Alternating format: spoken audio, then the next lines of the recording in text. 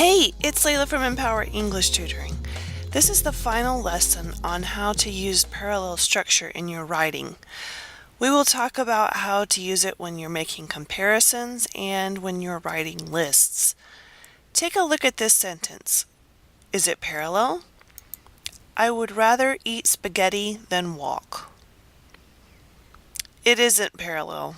Can you figure out why? What is the function of this sentence?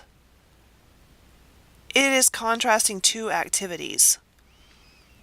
So we're using the word than to compare two activities. What's the grammar structure that should be repeated here? You've got two parts of the sentence connected by than.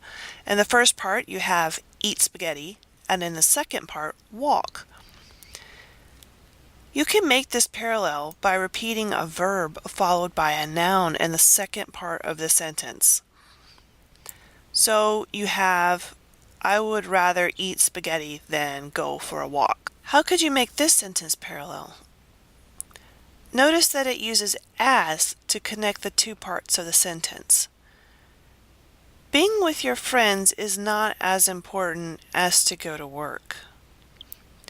Take a second and try to come up with a parallel structure version of this sentence. How about being with your friends is not as important as going to work? Being ends in ing and going ends in ing.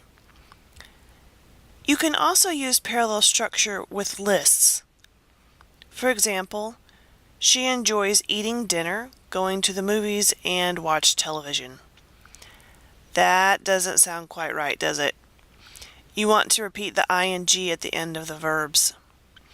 So the correct parallel structure would be, she enjoys eating dinner, going to the movies, and watching television. Can you correct this sentence?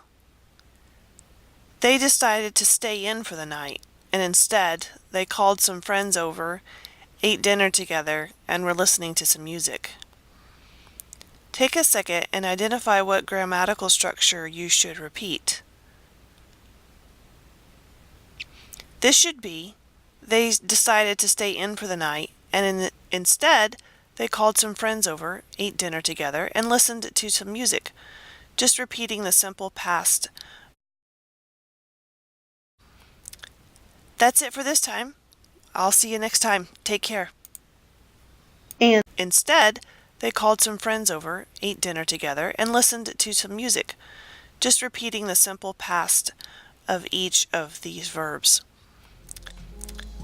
That's it for this time. I'll see you next time. Take care.